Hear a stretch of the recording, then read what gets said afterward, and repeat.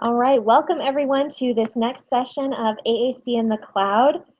We are excited to welcome Carole Zangari to come and present this session, and she will be talking about core considerations in AAC intervention. So we will turn it over to Carole. Thank you so much, Melissa, and hello everybody, welcome.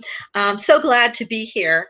Before we get started, I just have to thank Brian Whitmer for the very kind invitation to participate in this amazing conference. And also, of course, to offer my gratitude and my congratulations to Melissa and the rest of the team at Cough Drop, first for kind of conceptualizing this conference and then really hosting it. It's just been an amazing experience. I've participated in almost every time slot. There are lots of things that I love about the AAC field, but I think the generosity and the commitment of those who work in it has to be, very close to the top of the list. So unlike the online teaching I do for my graduate AAC classes, I can't really see who's in the audience, so I'm going to have to trust the process a little bit. But I'll just do a quick introduction and let you know that my background really is as a speech-language pathologist, and I've been in academia most of my career, first in the special education and the special education and audiology and speech sciences is what they call it at Purdue University. And then for the past 2 decades in the speech language pathology program at Nova Southeastern University here in Fort Lauderdale, where it's a balmy 89 degrees and I think probably about 86% humidity, so not a good hair day at all. I also write a blog called Practical AAC and run some Facebook groups and things like that. If you're interested in a handout for this session, please stay tuned. I'll be putting that together. I'm still working a little bit on the reference list, and I'm going to be posting that to the Practical AAC blog and Facebook group next week. And one last thing, if you'll indulge me, I have to give a shout out to 3 of our NSU SLP alum, Ann Page, Sam Novick, and Amber Devine Stinson, all who've presented earlier in this conference, and I think have done an amazing job. Super, super proud mama moment. So if you've been involved with AAC for more than a couple of months, chances are really high that you know the basics of core vocabulary. You've gotten that memo, right? You sure can't attend an SLP conference anywhere in our country without at least a handful of presentations on the topic. And it's certainly an approach that's implemented in one fashion or another very widely across the world. So you might kind of be asking, why talk about it again? Particularly for me as a blogger, I went back in, getting prepared for this talk to my blog and realized I've done 75 posts where core vocabulary was a keyword, right? So isn't it time to move on? And we're almost there, almost. But a few things led me to want to talk about it with this particular audience. Observing in classrooms and talking with therapists, looking over lesson plans, reading conference proposals, right? And all of those things kind of have the same theme, right? And it's the theme of growing pains, which is why I put a bunch of teenager on here. When we started prioritizing core vocabulary in our work with minimally verbal people, we made a rather rapid shift in the way that we implement AAC, right? And when that happens in a field, there are usually some hiccups. We get really excited about the new information and we run with it. And I really love that passion personally. I love that enthusiasm. I would never want to put a damper on it. But what happens is that we implement based on new information that we've gotten, and often that's at a fairly basic level. So the good thing is it gets us really, really motivated to try, and that's a big deal, right? We're surrounded by colleagues who don't want to do anything different than what they did last week, right? So that's huge. But after those early days and those months, I think it's really good to pause, good to reflect on our practices, and then perhaps go on to refine them, tweak them a little bit. So these growing pains, they're a part of normal development, right? If you've raised teenagers, you know this. If you were a teenager, you know this, right? It's nothing to be scared at. There's no there's no reason to feel guilty if you've made some missteps. Don't be embarrassed if I mention a practice that you're not yet using. It's really good news. Growing pains are a sign of change, right? And the only way they become a problem is when they cause us to get stuck. So what I hope to do in the next 45 minutes or so is to help us all go beyond core vocabulary 101 and kind of raise some issues to refine our practices. So whether you're a single practitioner, or you're in charge of a whole classroom or a whole program, whether you're a family member, whether you're a creator of products that you make and you sell, I hope some of the things that we talk about today give you an opportunity for some fine tuning. All right, but first we have to take a little bit of a detour. And I think as we sort of together think about advancing our own knowledge of how and when to prioritize core vocabulary, it can be helpful for us to take a moment to acknowledge the diversity of the group of individuals who need and use AAC. Right, a lot of the presenters that have talked previously in the last 2 days have talked about folks who are at the beginning stages, maybe to the middle stages, and some further beyond. In the late 1990s, I think it was, Dr. Pat Dowden, who's at University of Washington, kind of introduced us to these 3 levels of communicators, using the terminology that you see on the screen here. And of course, all of us started out life as emergent communicators, right? So emergent communicators like our little Ella here, they use facial expressions and sounds, vocalizations, body language, gestures, and other non-symbolic modes.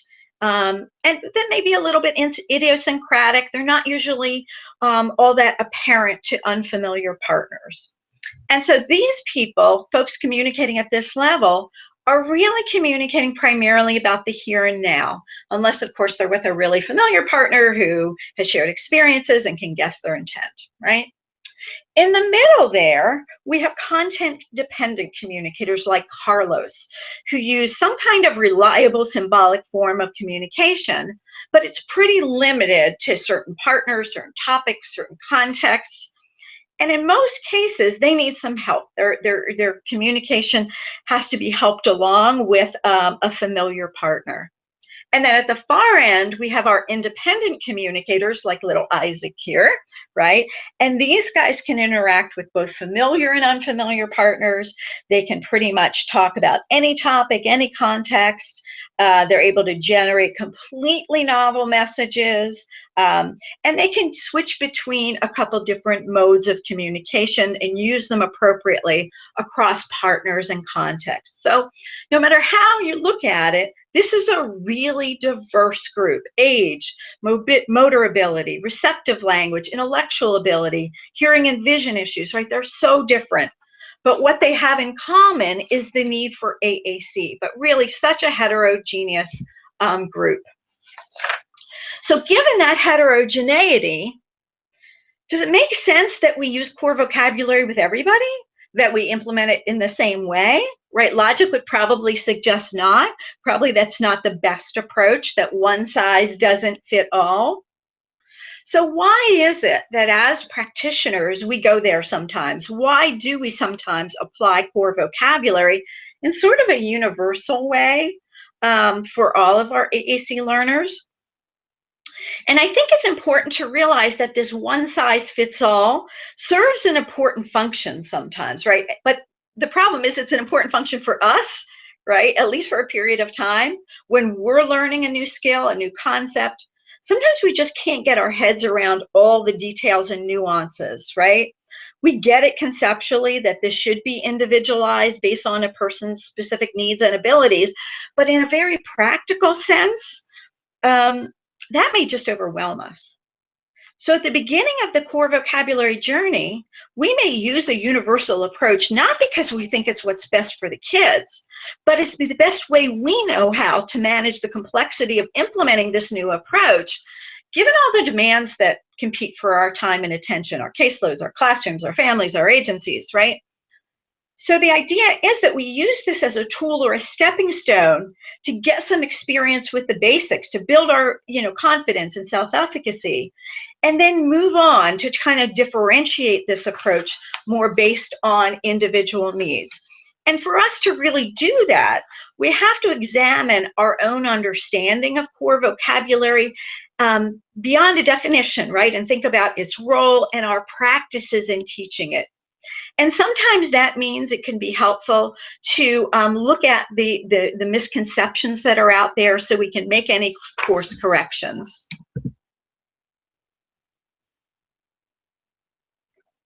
So there are plenty of misconceptions about core vocabulary. Some of them have been mentioned in prior presentations. But as we go through these, remember, this is nothing to feel guilty about. We are all on this journey to get better and better and better. And as we know better, we do better, right? But one common misconception is that core words are everything kids need in their AAC systems, right? Generally, that's not the case. In most cases, we all want to talk about those specific things in our lives, right? People and places and things. And sure, we could survive without those words, but why would we want to? So here in my visual analogy of a pizza, the core is kind of the crust. It's sort of the platform that holds it all together. And on top of that crust, we have at least 3 other important things in a comprehensive AAC system, right? Words that are really specific to the individual or to the context, right? Our fringe words are critical, right? It's not okay for me to talk about my husband using only he and him. I want my AAC system to be able to say his name. And when I hit a mid-afternoon slump, I want my AAC system to be able to help me get coffee, not tea or Coke. And when I'm working with a student, I want to be able to tell her to bring her frozen book for our next therapy session. So I need these specific words, and our AAC learners are in that same boat. Also, I need to be able to say some things quickly, right? Some things with a minimum of effort. So the fact that I can put a whole question, a statement into my AAC app lets me participate more readily, right? I can say, it's my turn, you skip me, don't worry about me, don't forget about me. I can say that with a touch of a button. It allows me to keep up with fast-moving conversations, right? I can say things like, I see what you mean, I'm not sure I agree. Can you tell me what you mean by that? It allows me to come across as maybe a little bit more articulate or competent than I feel under high stress conditions. So I might need to say things like, I'm sorry, I really need you to slow down and repeat that. This is too much for me right now. I need a moment to myself. So these pre-stored messages have taken a bad rap, but they really play a very valuable role in comprehensive AAC systems. And I'm glad the pendulum is swinging back in that direction. And finally, there's the alphabet. Right? Even for those who can't read to write, because how in the world are they ever going to learn to read and write unless we give them lots of access to this? So we've got fringe words, we've got our pre-stored phrases and sentences and questions, and the alphabet. Those are all our yummy toppings to the pizza. Would you eat would you eat just the crust? Well, maybe you would, right? But the toppings, they make it so much more appealing, don't they? Now, in a practical sense, most nonverbal or minimally verbal students need access to both the crust and the toppings, but in different amounts, right? So Carlos here, he's one of our context-dependent communicators, and he's using AAC to express himself with symbols, but only kind of in a limited way with partner support. And poor Carlos, he needs a slew of core words, right? In order for him to develop his language, to become proficient with his AAC. He needs, I guess, one of those big, deep dish crust kind of, when I was at Purdue, they had the Chicago-style pizza, really deep dish pizza. He needs that kind of crust, right? And to be sure, he's going to need the toppings too, right? Just maybe not as many as some other folks, right? But he's going to need fringe words. He's going to need pre-stored messages. I sure as heck want him to have the alphabet, right? But for now, they're kind of taking a back seat to the core, right? Because everybody is different. And my little Ella, right? Ella's in a very different place. She's sort of that amusing, that emergent communicator. She's just getting the hang of this whole communication thing, this AAC thing, right? Ella's just learning that communication, wow, this could be a powerful tool. I can use my body. I can use these squiggly marks, right, to get what I want to have happen in my world right now. More time on the iPad, a snack, to be left alone, right? So for Ella, my therapeutic priority is to help her experience that early success, right? I want her to be successful early on in this AAC journey. I want her to love communicating. I want her to feel like a rock star. I want her to see communication as a gift, as Karen Owen so eloquently said yesterday, and not as a chore, right? So everyone's different, but for Ella, this means that I've got to prioritize the specific things that motivate her, right? So I've got to start where Ella is, not where I wish she were, right? So we're going to need a lot of those really specific words. I hope that makes sense. So in Ella's case, right, the crust is thinner, at least for now. That it's going to change, right? Ella's a learner, but for now there are a lot of toppings, right? While she gains experience and skills and develops her self-concept as an effective communicator. I really love this handout that the SLPs at Speak for Yourself developed about 5 years ago. And I think there's several versions of it sort of floating around, but as far as I recall, memory is it's a dangerous thing for me to rely on these days, but I think the original credit goes to them. And what I really love about it is it really starts with the things that the person with AAC needs really values. And from there, we expand out and think about how our core vocabulary and other words fit in. But starting with what's important to them is really terrific. So this balance of core, right, our crust, and the fringe pre-stored message and alphabet, this is really going to vary from not only from person to person, but it's also going to change within a person over time. Another common misconception about core vocabulary has to do with how language is acquired, right? So some people look at core vocabulary lists and they misinterpret them a little bit, thinking that it's a list of words, kind of the first words we should be teaching kids, right? And that's not what core word lists are. Core word lists are frequency lists, right? So if you follow people around and you write down everything they say, right? And then how often they've said each different word, you tally that up. Core words are the ones that rise to the top. They tell us how often people in a certain age group use these words, but they don't tell us anything about how those words were acquired in terms of developmental order, right? So are there some core words that develop early on in typically developing children? Absolutely, but not all of them. So don't have that misconception when you're reviewing lists of core words, whether it's from a research article or whether it's built into an AAC device or an app or part of a product that you purchase from Teachers Pay Teachers. Don't assume that this tells you the order in which to teach words. Does that make sense, guys? Core words are power words, right? We know this. They're high frequency words, and some are learned early in development, but others come later on. So the way to think about this, in my opinion, is that core word lists can inform our decisions of what we're going to teach when, but we don't want it to dictate the answer. We certainly consider those core words, right? But the operative word here is consider, right? We're making these decisions thoughtfully. So we're considering core words, but we're also thinking about developmental process. We're thinking, we give consideration to the nouns that are acquired early in the process of language development, for example. So consider core words as you're making this decision, but consider them in a larger context. Consider them in light of the developmental factors, the environmental factors, because for a great many of our learners, the initial steps in the path to being successful communicators is really paved with words representing specific things, specific people, specific activities that they love. And so what we really want to be sure to avoid is erecting any barriers in that path by having a one-size-fits-all approach.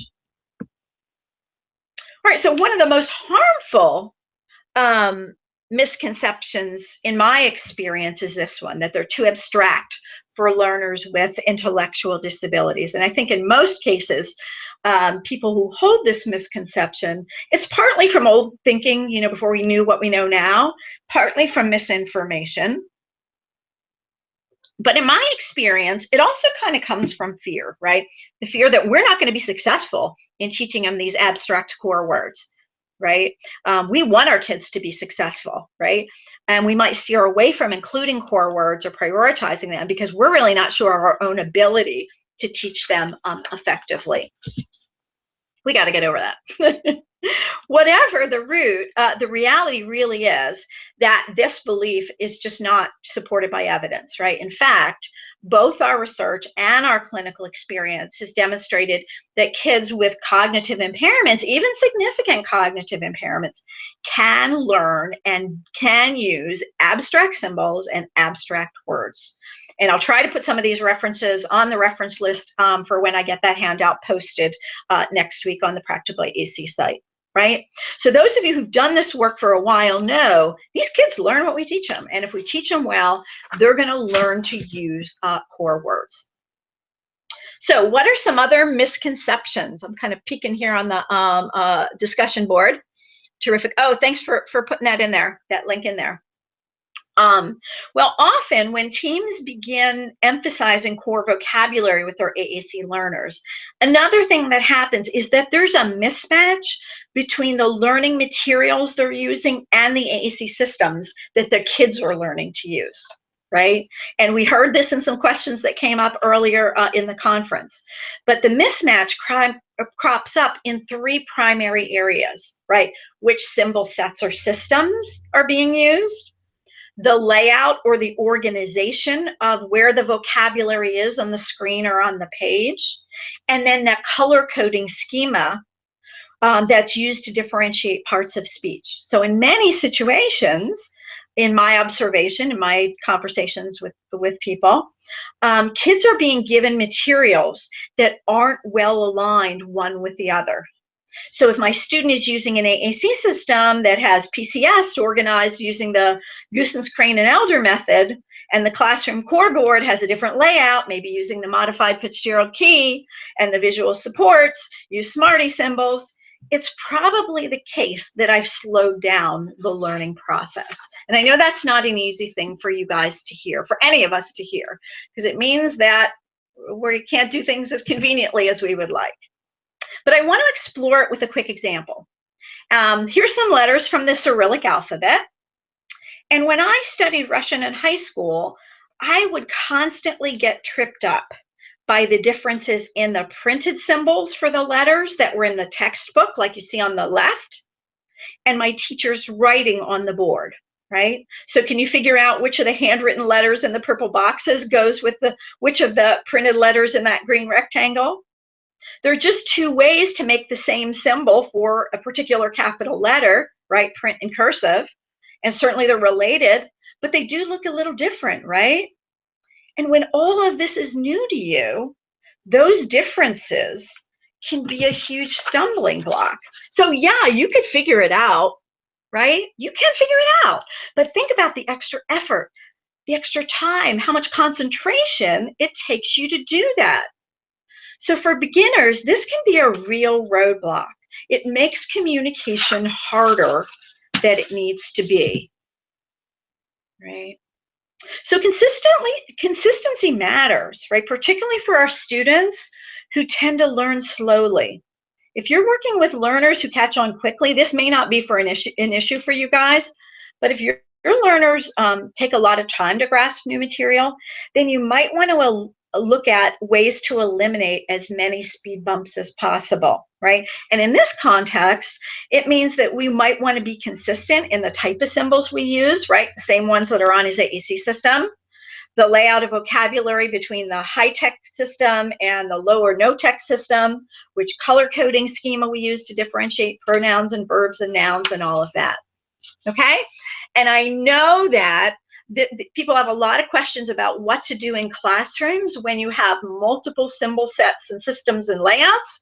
I don't know if we'll have time to address that in the questions today, but I promise you I'm halfway through a blog post that lays out some options for you. Sorry to do that little bit of a misdirect, but I know we're also pressed on time. All right. Another misconception, I'm a huge fan of modeling, not as a prompt, but as aided language input or stimulation or whatever term you fancy. I really believe that the single best thing I can do for a kid who has a robust AAC system is to get everybody else using it or some facsimile of it when they talk to him, right? So having said that, right, as powerful as that is, it often is not enough to help learners achieve their potential. It's necessary, but not sufficient, right? So we all know it's critical that we pepper our day, right, with competent AAC models that include core vocabulary. So in the course of our daily interaction, we're using aided language input or stimulation and modeling core vocabulary, right? We know we're speaking AAC because that's what we're trying to teach our kids to do, right? And they can't do a very good job of that in a vacuum. They can't do it through just communication activities or flashcards or drill and practice, right? And hey, those of us who've studied a foreign language, we know this, right? We took Russian or Spanish or German and French in high school. And how's that working out for you? I am such a long way from being proficient in any of the languages I studied, right? Because really, I never got immersed in it in an environment where it was spoken by people other than me throughout the day, right? And it's similar for our AAC learners. They need to be immersed in an environment where it is spoken throughout the day, right? No argument there, right? But I view aided language input like the atmosphere. It's oxygen. It's critical for survival. But for many students, the oxygen alone isn't going to allow for language and communication to become as sophisticated as it could be, given this child's ability level, right? For others, they're going to learn a lot of core vocabulary through our modeling and aided language input. But if that's the only strategy we're using, they're not going to develop proficiency as quickly as they could. So I'm not arguing that they'll make growth. They will totally make growth, right? But how fast that they become proficient is a different question. So it's necessary for sure, but usually not sufficient for optimal learning, right? For optimal learning, a few other things have to be present. And one is that they need communication partners whose style invites interest and curiosity and engagement. Right? And that idea of an engaging interaction style, that means a lot of different things, I think, to different people. For me, it's kind of interacting in a way that makes the kids want to communicate with you, right? We've all been with people who are just fun to talk with. But what makes it fun to talk with people, right? Well, in an AAC context, here are the things that come to mind.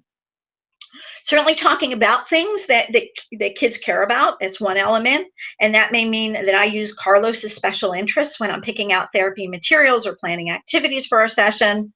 It may mean that I'm connecting the dots in informal conversation to help relate what I'm doing, what we're doing together, to things I know he values. And I'm thinking of a young lady I work with, Brianna. For her, it meant helping her see how longer sentences, which was my goal for her, how that would help her have better conversations with her friends, how it would help her fit in better, and which is super important to her, right? So when what you say is more like what the other girls say, it's easier to develop new friends, to build those, relationships.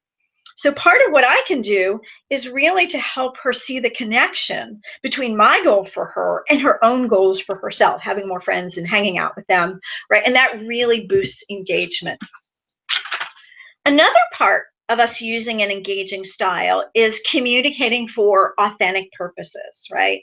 Communicating something that matters in the context at hand. So it would be inauthentic, insincere for me to ask Josh what his name is, given that he just put on his name tag, right? Communicating for authentic purposes means that you're communicating when the content kind of makes a difference, when someone needs the information or wants to connect. It means that we're communicating because it's a valued part of the experience from the client's perspective. They're not just communicating because somebody else wants us to do that, right? That's a big difference. And you don't have to work with kids who have disabilities for very long before you realize that they know what matters, right? They know when we're asking them to do things for our purposes and our goals and not anything related to what they want or what's expected for the context, right? So I really find that authenticity and trust, they really go hand in hand. A third element of kind of this engaging interaction partner style is someone whose style doesn't obligate a response. We're not asking a ton of questions. We're not saying things in a way so you have to respond. We're using what Gail Van Tatenhove calls descriptive talking. We're narrating our own experiences. We're also thinking aloud as we do things, right? Self-talk. We're narrating what we see the student doing. And in a way, I kind of view these as sort of signifiers of respect, signifiers that we are presuming competence. We use a style that provides a dish of information, but it doesn't force your head down in it, right? It's a style that invites interaction and interest, but it doesn't demand it, right? Who wants to be with people who put us on the spot all the time, right? Who tell us what to do all the time, right? Who assault us with a barrage of questions? That's no fun. I avoid people like that like the plague, and I bet you do too, right? Certainly, our AAC learners are very much within the bounds of normal human interaction when they tune out when those people come around who, despite their good intentions, are a little bit pushy, a little bit confrontational, put us on the spot, right? So if part of our goal is to help kids want to communicate so that we can teach them better ways of communicating, then that non-confrontational approach, I think, is the way to go. Another element has to do with how we respond to our learners, right? Acknowledging and validating their communicative intent, acting on the intent of their message. These are other signifiers of respect. It's one way that we operationalize this sort of touchy-feely notion of presuming competence, right? So there's that. We provide scaffolding. We provide support when it's appropriate. We co-construct messages with them when that makes sense. And we give them feedback that helps them move forward in their journey toward communicative competence. So in this slide here, right, in the context of a therapy session, a supportive response might start with validation, right? So this young lady's working on morphology, and she says to me, he was very annoyed, she says to the clinician.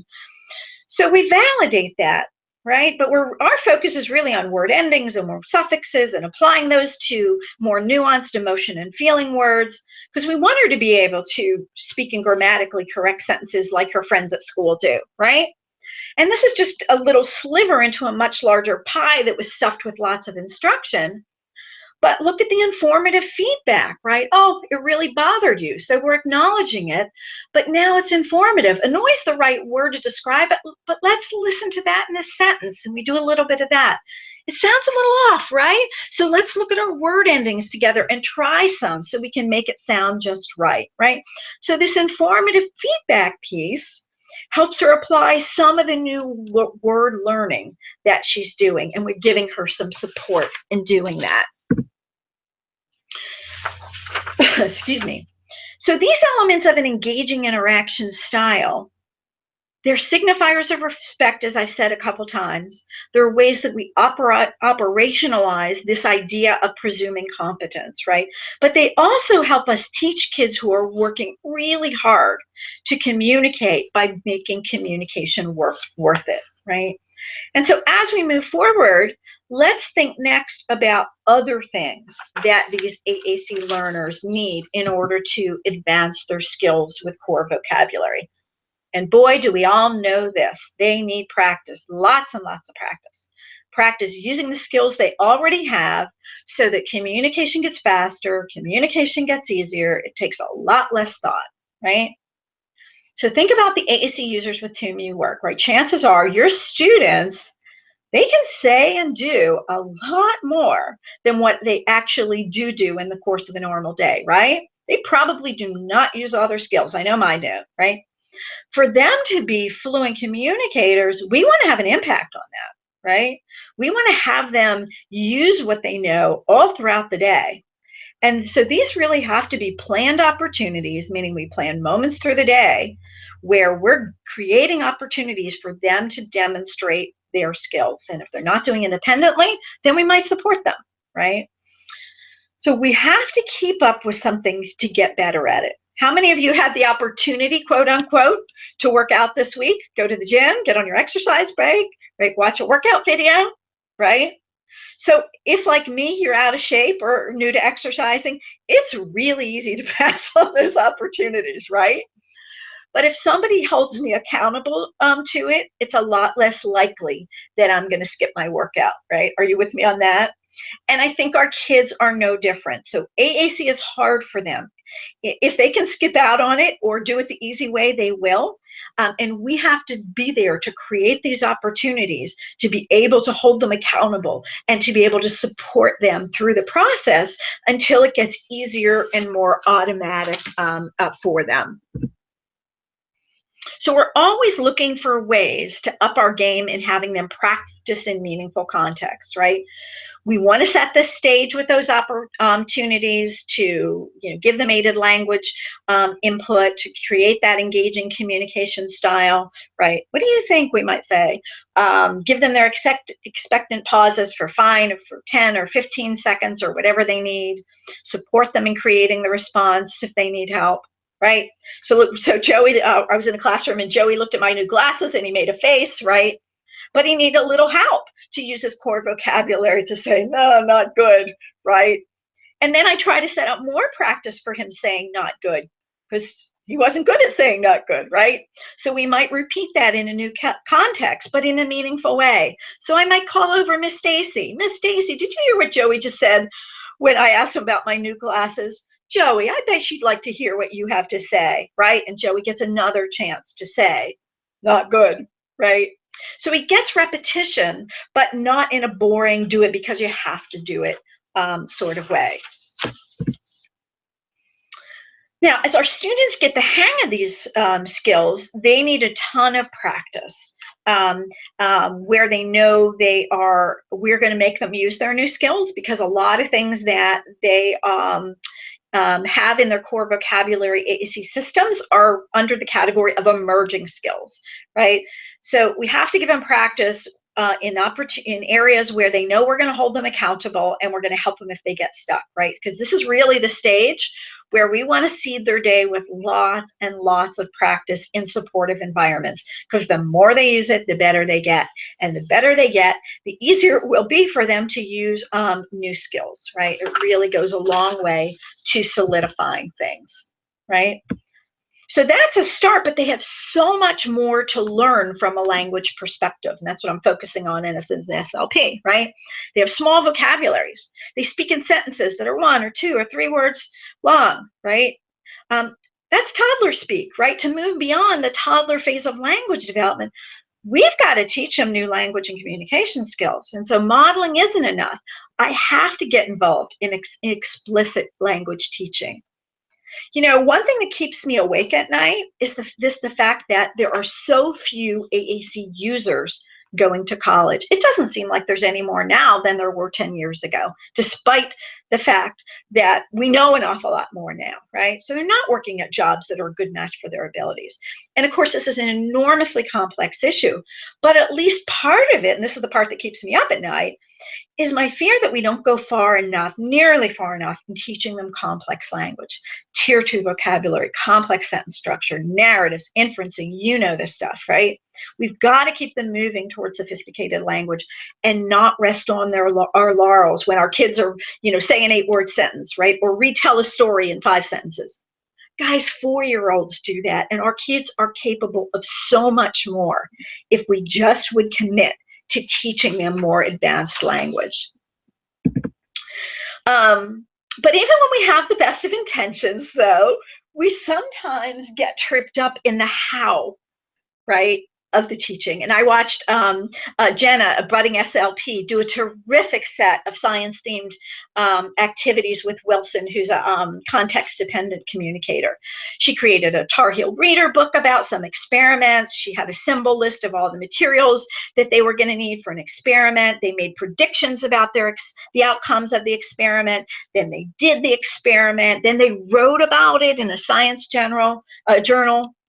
Creative, well-prepared, fantastic materials. Oh, she was so sweet. She was so engaging. She modeled AAC when she remembered and all of that. And I'll never forget, she came out of the session. She was all bubbly and smiles. And when we met, I asked her to list some of the therapeutic strategies she used in that session. And when I did that, she paused and she struggled, right? And as we talked things through, a little bit of a cloud came over her face, right? Not the good kind, right? And I kind of felt bad about that. But when, we worked through it, right? But when I asked her to sum up what she learned from the experience, it was this: activities can make for pleasant sessions, but that's not what builds new skills. To maximize the outcomes, we should focus more on our execution of instructional strategies and less on the activities and materials, right? We've all seen situations where the same activities and materials have very different outcomes depending on who's doing the teaching, right? And it's not just the person, but what that person does with those activities and materials that make all the difference. So our competency in applying good instructional practice is the best investment we can make. It's great to buy cute new materials. I can't stay off teachers pay teachers either. I'm not suggesting otherwise. But we should spend our time and our effort becoming a better implementer of the evidence-based strategies so that we can get the most bang out of our buck for the things that we purchase. Oops, sorry. It's going a little wonky here. All right. So here's something we could all probably stand to get good at, right? Understanding the difference between conversation and therapy or instruction, right? It's not that one is bad and the other is good. Learning can and does happen from both. However, those of us who are therapists and teachers, we should be doing therapy. We should be doing instruction, right? That's our charge. That's the way we demonstrate that we're acting in the client's best interest. So I find that it's a very useful exercise to review and analyze our therapy or instructional sessions to try and identify what are the specific things that we've done that differentiate our work from having conversations, quote unquote, or doing activities, quote unquote, right? So I find that when I can identify specific things that I'm doing that makes it a skilled service and not something I can teach a smart partner to do, it means I should probably slow down, take a breath, right? And see where the gaps are, right? Because therapists do therapy, right? And whether or not I have a written lesson plan, I should be able to articulate for you the specific things I'm doing that really make this a skilled service, right? So a conversation and activity can be spontaneous or planned, but therapy and instruction, right? Most of that is planned, right? It uses the existing skills like we have in conversation and activities, but also builds brand new ones, right? Or emerging ones. With conversation and activities, we might address goals, but that's not what drives the conversation or the activities. That isn't the case with therapy or instruction. Those both should be goal-driven, right? And here's a biggie, right? In a conversation or an activity, what you say is what you get. There isn't a scope and sequence. With therapy, there should be, right? We should have a scope of sequence. I should know where I've been and where I'm going next, right? Because that's the only way for the little bit I'm doing with him in this 30-minute session and next week and the following week, it's only way for that to add up to more than a bunch of 30-minute sessions, right? Is using that scope and sequence concept. Now, conversations and activities may include supportive strategies that have an evidence base. We've heard from some great families who do this very, very well in this conference so far. And so there's a lot of wonderful things happening in conversations and activities. In therapy and instructions, we don't have a choice. We must use evidence-based strategies, right? Performance monitoring, how are they doing?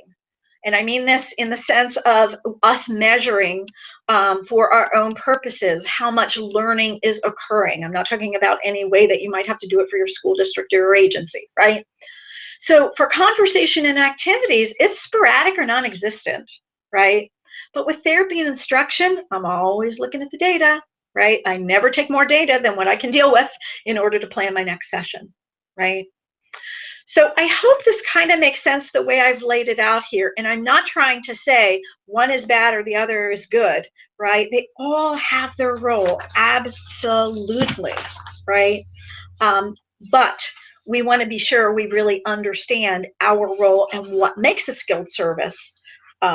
So a quick example here, right? If I'm using an activity-based communication board, we're reading the book, I Went Walking, right? I made an activity-based communication board to go along with it. It's harder for me to do instruction or therapy, right?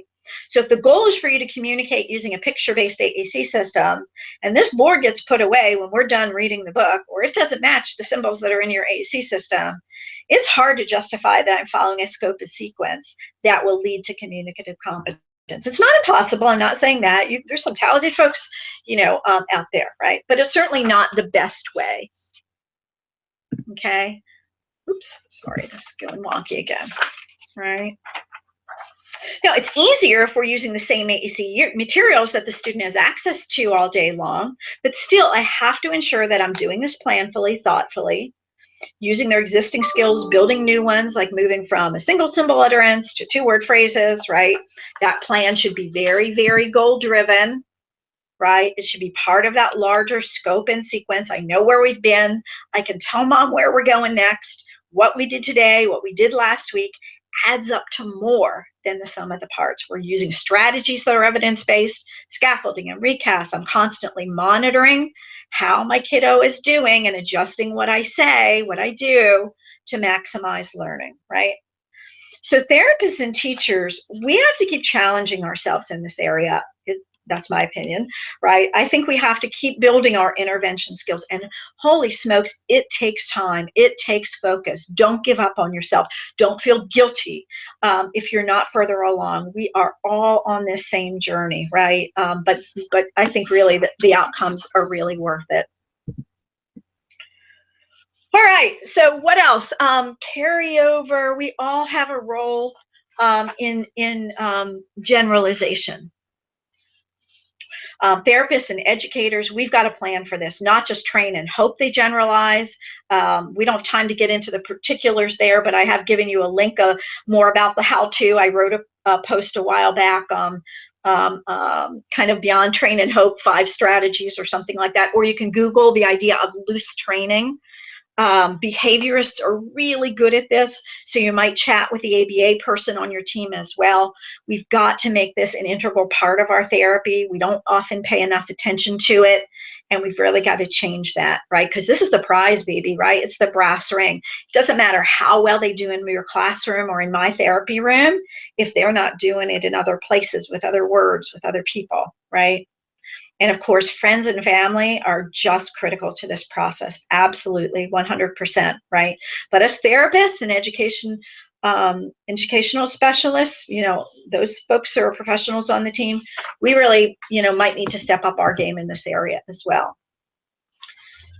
Finally, what else does it take to build competence with core vocabulary?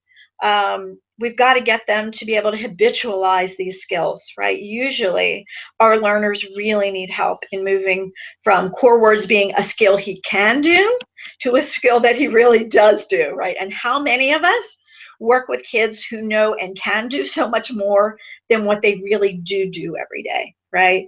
Our kids often look way less competent than they are, right? You know this. And a part of that is helping them get to the point where they use these skills automatically. Just like you don't think about the sequence of writing your name or starting your car or answering a friend who says, "What's going on?" Right? You just respond without thinking. And we've got to get our kids to that point, right? If you have to think about how to use your AAC, you're slower and less available for learning new things or making friends, engaging with people, getting out like what you want to get out of it, right? And so to get them there, we've got to do a lot of the things that we've discussed before so far and have been covered in this conference. We've got to hold them accountable, right? Opportunities to use the skill, space for doing so, supporting them when they falter. And they do falter, right? That's expected. That doesn't mean failure. That's part of the normal learning process, right? And they are still very much learning. the role of family and friends, so important in this part of the journey, right? They're with the kids most. They love them to death. They're in it for the long haul. And they can do what us therapists and teachers can't, right? They can help these kids use their skills all day long so that they do become automatic. Oop, I'm just watching my time here. So there's certainly more than one way to support AAC learners in their ability to use core vocabulary. And the truth is, you're probably doing a lot that's right now. And that's a really good thing. But there also might be one or two things that you can tweak to make good teaching and good therapy and good support even more effective than what it already is. So thank you so much for your patience and indulging me in talking just a little bit more about core vocabulary.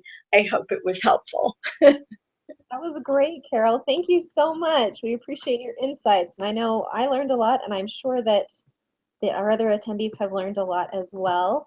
Yeah, I was going to say maybe we could take a question or two, but I'm looking at the time, and nope, we can't. So thank you again. If anyone is interested in asking Carole questions, you can post things in Slack, and if she has a chance, she'll take a look at them. But we'll get ready for our next session. Thank you again, Carole. We appreciate it. Thanks, everybody. Take care.